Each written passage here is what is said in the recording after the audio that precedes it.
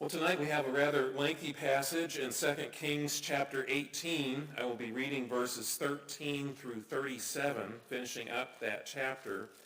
And as I turn there, I want to remind you of the first part of this chapter, which mentioned that King Hezekiah was largely regarded as a righteous king. Of course, he had a wonderful start. On day one, he began the reforms that would take place across the nation.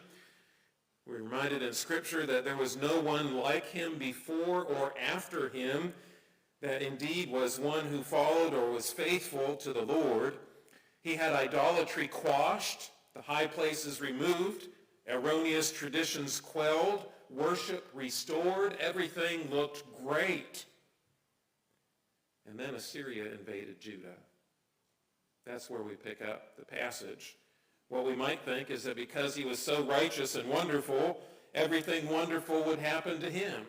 And yet we are reminded that sometimes we can be the most faithful, the most righteous, and yet God may still bring difficulties into our life. Pick it up with me, verse 13. We'll read through verse 37.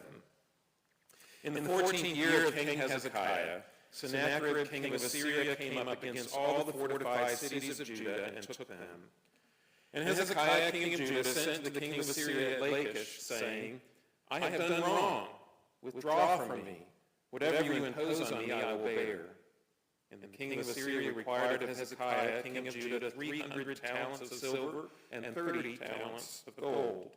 And Hezekiah gave all the silver that was found in the house of the Lord and in the treasuries of the king's house.